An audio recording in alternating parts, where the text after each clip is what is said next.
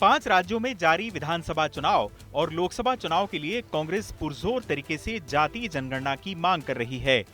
Party की कोशिश है कि देश के 52% से ज्यादा ओबीसी मतदाताओं को जातीय जनगणना के बहाने रिझाया जाए।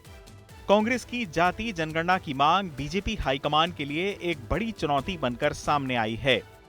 यूं तो प्रधानमंत्री मोदी अपनी रैलियों में देश में सबसे बड़ी जाति गरीब को बताते हुए सामाजिक सुरक्षा योजनाओं का जिक्र कर रहे हैं, लेकिन इसी बीच पार्टी ने तेलंगाना विधानसभा चुनाव में जोरदार ढंग से ओबीसी कार्ड भी खेल दिया है। राज्य में शनिवार को अपनी चुनावी रैलियों के दौरान गृहमंत्री अमित शाह ने बीजेपी की सरकार बनने पर ओबीसी मुख्यमंत्री बनाने का दावा किया। साथ ही ओबीसी वर्ग के फायदे वाली तमाम योजनाएं भी गिनाई। तेलंगाना में 52% ओबीसी है, 135 बैकवर्ड कास्ट की जातियां है, मगर मुख्यमंत्री नहीं दिया। हम वादा करते हैं आप कमल फूल की सरकार बनाओ, हमारा मुख्यमंत्री बैकवर्ड क्लास से होगा। अमित शाह ने चुनावी रैलियों में कहा कि अगर तेलंगाना में बीजेपी की सरकार बनती है तो राज्य में असंवैधानिक मुस्लिम आरक्षण को खत्म किया जाएगा, ओबीसी और SC/ST का कोटा और बढ़ाया जाएगा। बात साफ है कि बीजेपी ने विपक्ष के जातीय जनगणना वाले दांव की काट के लिए अपनी कोशिशें तेज कर दी हैं और दक्षिण भारत के तेलंगाना को अपनी पहली प्रयोगशाला बनाया है। दरअसल तेलंगाना में भी ओबीसी वर्ग का हिस्सा लगभग 52% के आसपास है, जबकि राज्य में दलितों की आबादी 17% है। ओबीसी और दलित समुदाय मिलकर राज्य की कुल आबादी का 68% हिस्सा हो जाता है। खबर यह भी है कि बीजेपी कांग्रेस की जातीय जनगणना वाले कार्ड की हवा निकालने के लिए ओबीसी सर्वे कराने की योजना पर भी काम कर रही है। संकेत साफ हैं कि तेलंगाना में अगर बीजेपी की ओबीसी रणनीति कामयाब हुई तो आने वाले दिनों में पार्टी इसका प्रयोग देश के दूसरे राज्यों में भी कर सकती है।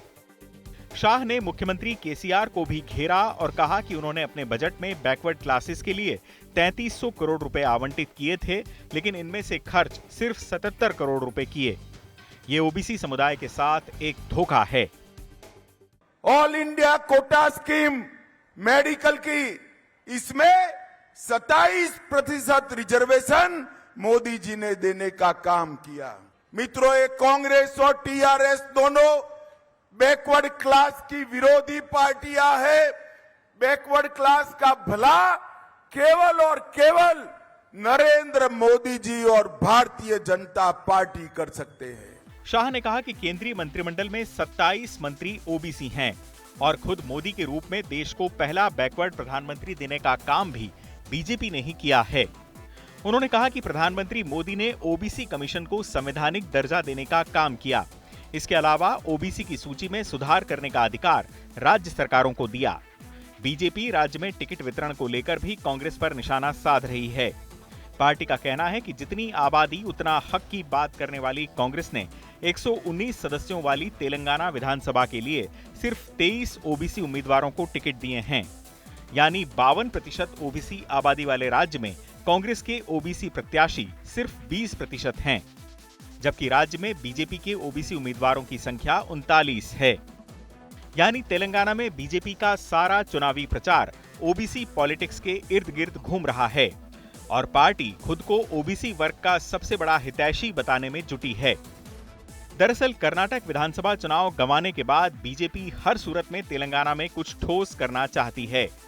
पार्टी की रणनीति है कि भले उसे तेलंगाना में सत्ता न मिले, लेकिन उसका प्रदर्शन कांग्रेस से बेहतर रहे। बीजेपी को लगता है कि तेलंगाना से उसके मिशन साउथ को बढ़ावा मिल सकता है, जिसका फायदा पार्टी को केरल, तमिलनाडु और आंध्र प्रदेश में मिल सकता है। बीजेपी तेलंगाना की 119 में से 111 सीटों पर चुनाव लड़ रही है, जबकि बाकी सीटें अभिनेता से नेता बने पवन कल्याण की जनसेना पार्टी के लिए छोड़ी गई हैं। चुनाव आज तक।